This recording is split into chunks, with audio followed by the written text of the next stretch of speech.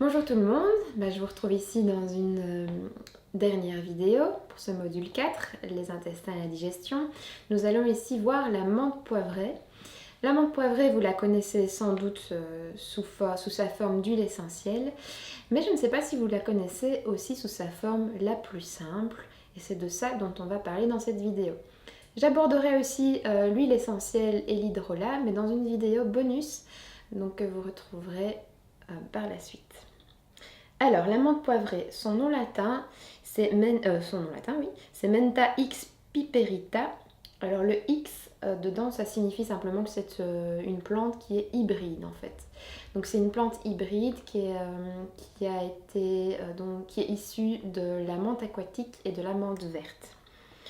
C'est une plante qui fait partie de la famille des Lamiacées, comme la mélisse qu'on a vu donc dans une autre vidéo, et comme beaucoup de plantes aromatiques telles que le romarin, le thym par exemple.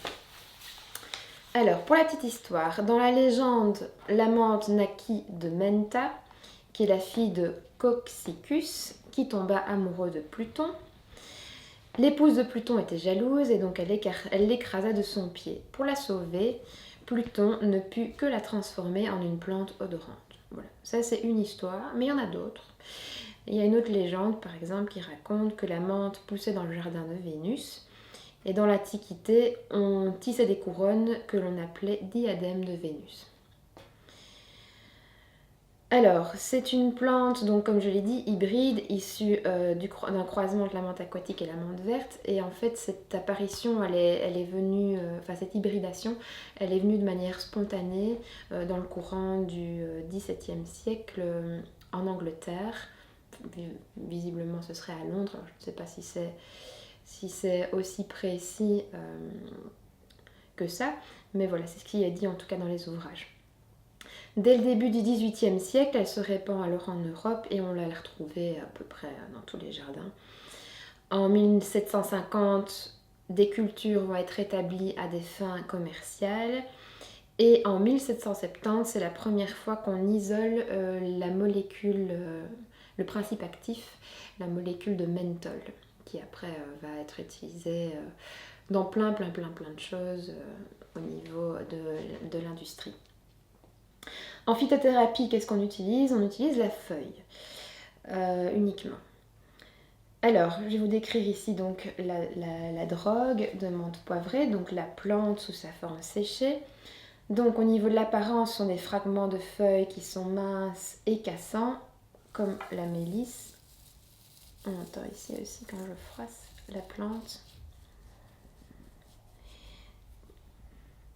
C'est très aromatique, hein, ça sent la menthe.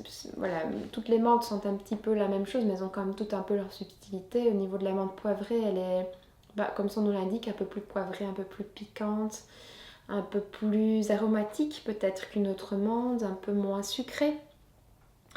C'est vraiment, oui, intense, très mentholé, très frais, un peu piquante. Le goût aussi, il est très épicé, aromatique, rafraîchissant. On va dans la drogue donc observer des morceaux parfois de tiges. Il faut faire attention si vous avez un lot que vous achetez et qu'il y a plus de tiges, ou en tout cas une quantité assez importante de tiges par rapport aux feuilles, c'est pas un bon lot et vous n'aurez pas beaucoup de principes actifs.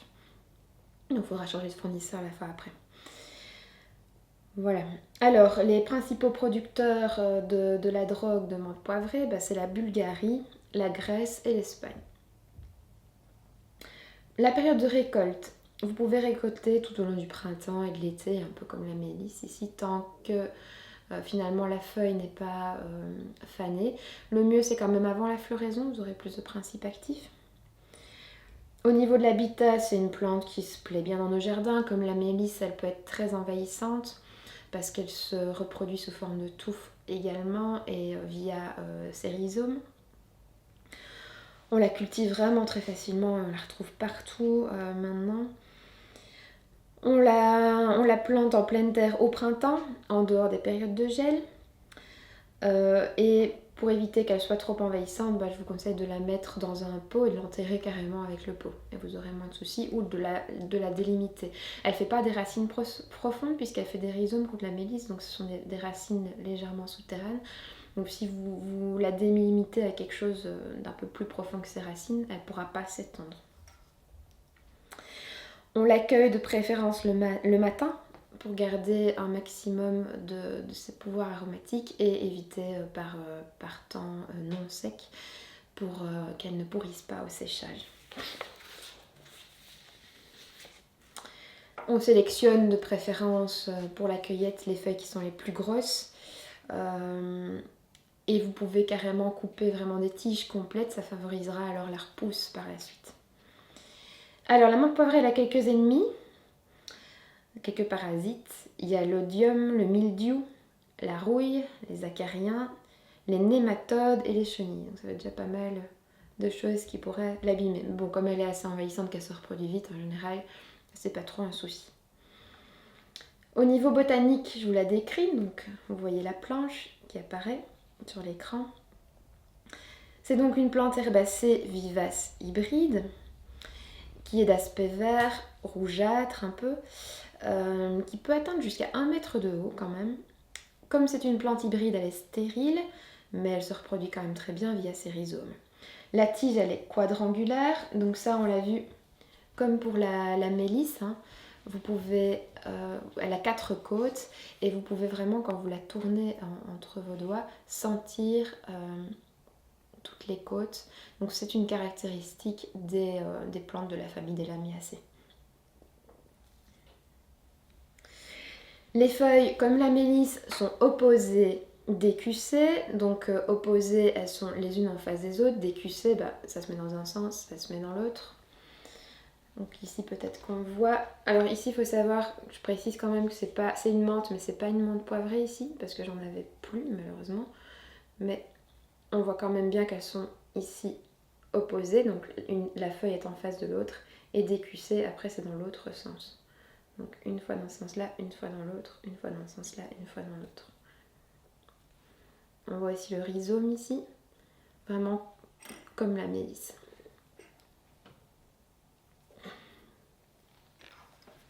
Les fleurs, évidemment on ne les voit pas ici les fleurs. Elles sont rose pâle ou blanchâtres, elles vont apparaître en épis terminaux qui sont assez courts et assez lâches, elles tombent un petit peu comme ça. Alors, pour les confusions, on peut les confondre avec les autres menthes, évidemment. Menthe verte, menthe des champs, menthe corse, menthe aquatique, menthe dessert, il y en a plein. Menthe fraise, menthe chocolat, menthe pouliot, menthe ananas, menthe agrumes, menthe gingembre. Voilà, donc si vous en achetez, pour bien vous assurer que c'est la bonne espèce, regardez déjà le nom latin, ça vous donnera vraiment une bonne indication, une indication qui est correcte. Au niveau des falsifications et des substitutions, donc au niveau des falsifications, il y a certaines drogues qui sont infestées du coup par la rouille et qui doivent être écartées. Comme je l'ai dit aussi, évitez les lots où il y a trop de tiges. Et puis aussi, il y a une nouvelle menthe qui est apparue sur le marché il n'y a pas très longtemps, qui est plus riche en menthol, qui est cultivée au nord du Japon et en Inde. Et donc ça, c'est pas la bonne espèce, c'est pas l'espèce médicinale. Donc voilà, le problème c'est que pour ici voir s'il y a une fraude, ça se détecte uniquement au niveau chimique. Donc vous ne pouvez pas le voir comme ça à l'œil nu. Voilà, donc ça dépend vraiment du producteur que vous avez, de la confiance que vous mettez, peut-être des labels de garantie qu'il a. Au niveau des principes actifs, vous avez surtout de l'huile essentielle, 0,5 à 4%, du menthol évidemment, menthone, menthofurane et puis d'autres choses. Vous avez des acides phénoliques, acide rosmarinique comme dans la mélisse, comme dans le romarin, acide caféique aussi. Ce sont 2 substances toutes les deux qui sont très antioxydantes, donc qui empêchent le vieillissement prématuré de vos cellules. On a aussi des flavonoïdes, de l'hériocytrine qui protègent aussi nos cellules. Au niveau des propriétés thérapeutiques, si vous devez retenir une chose, la menthe poivrée, donc elle a une action sur la migraine digestive et elle a une action sur l'inflammation. Donc c'est vraiment une plante qui est très bien pour ça, pour l'inflammation gastro-intestinale par exemple, ou si vous avez une migraine suite à un repas trop copieux ou à une intoxication alimentaire ou des intolérances alimentaires également. C'est aussi une plante qui est très intéressante pour détoxifier votre organisme. Et aussi, dernière chose très importante que l'on peut retenir de la menthe poivrée, c'est qu'elle a une action antidouleur non négligeable. Pour détailler un petit peu plus ses principes, ses propriétés. Alors, une de ses propriétés, c'est qu'elle augmente la sécrétion hépatobiliaire, donc elle augmente la bile donc qui se trouve dans le foie. Et également, elle va avoir une action anti-crampe sur les muscles lisses. Donc les muscles lisses, c'est tous les muscles qui vont tapisser le système digestif et qui vont lui permettre de se contracter, de se relâcher pour faire avancer le bol alimentaire jusqu'à la sortie, c'est-à-dire jusqu'à l'anus, ce qu'on appelle le péristaltisme.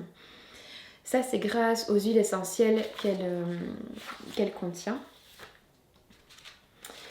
Elle a une action aussi carminative, donc elle permet de réduire la production de gaz et de soulager les ballonnements, de favoriser l'expulsion aussi des gaz, toujours via l'huile essentielle, c'est l'huile essentielle qui lui confère ses propriétés. Donc quand je dis l'huile essentielle, c'est les molécules aromatiques que l'on trouve dans la plante. C'est pas la plante sous forme d'huile essentielle, là on parle bien dans cette vidéo de la plante sous sa forme la plus simple. Elle est également cholagogue et sédative sur la musculature lisse. Donc ça, on a dit ce que c'était juste avant. Et elle est antalgique, donc elle va réduire et même supprimer la douleur. Une autre de ses propriétés, elle augmente donc la sécrétion hépatobiliaire, ça je l'ai déjà dit.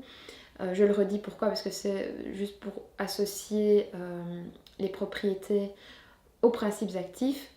Ici, les flavonoïdes, tout comme les molécules aromatiques, ils vont également augmenter la sécrétion hépatobiliaire et ça va contribuer à nettoyer l'organisme. Donc on voit bien ici avec les huiles essentielles et les flavonoïdes, c'est vraiment cette possibilité qu'a la menthe poivrée de détoxifier l'organisme.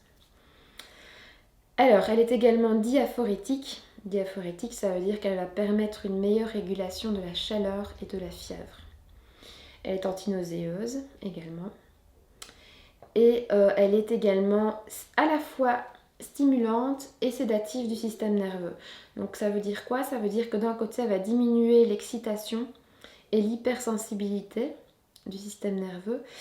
Et en même temps, elle peut aussi stimuler le système nerveux pendant ces périodes de faiblesse.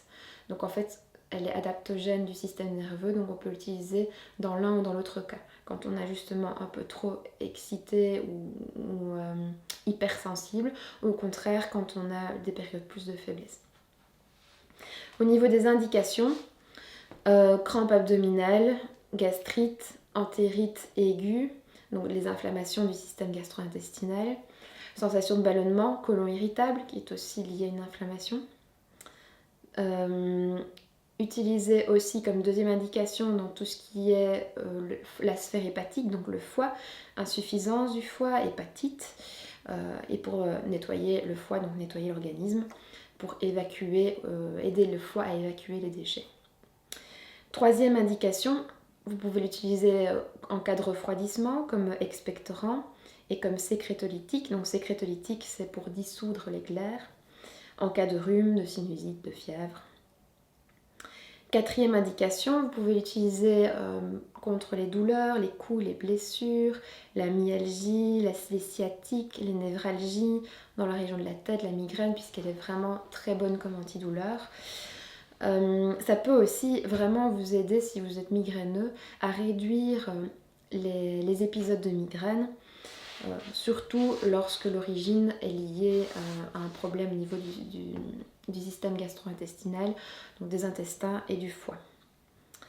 Elle est très bonne aussi pour le mal de dents, les inflammations des muqueuses et de la bouche. Là, vous pouvez la faire alors en bain de bouche avec une infusion de tisane concentrée, donc 4 fois plus que la dose journalière recommandée pour une infusion, on verra dans les posologies.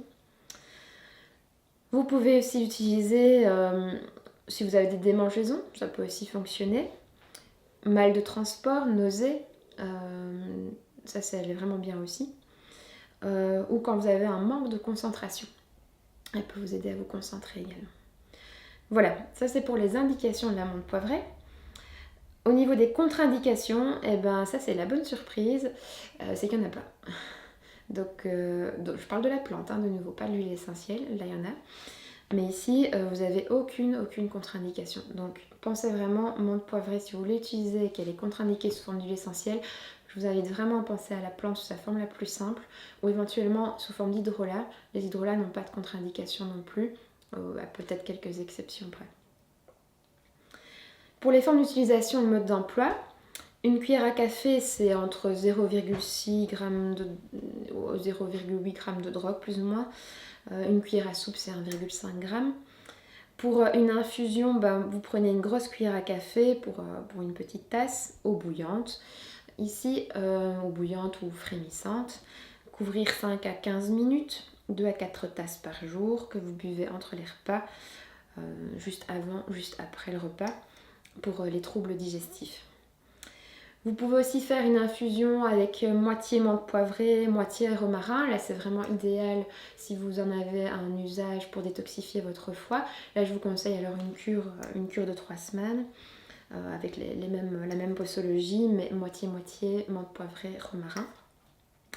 Vous pouvez aussi faire une infusion moitié menthe poivrée, moitié fleur de sureau quand vous avez alors là plutôt de la fièvre, des rhumes, de la toux.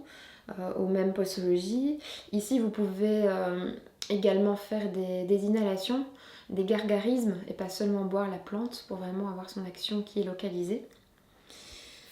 Vous pouvez aussi utiliser évidemment comme la mélisse la plante fraîche. Bon, ici, il n'y a pas le problème de la mélisse, de la perte d'huile essentielle au séchage, mais elle est tout aussi efficace, si pas plus efficace, puisque là, vous êtes sûr, elle est fraîche. Donc, une drogue est tout aussi efficace, si pas plus efficace qu'une plante fraîche, sauf si elle est mal séchée, ou si elle est vieille, ou si elle a pourri au séchage.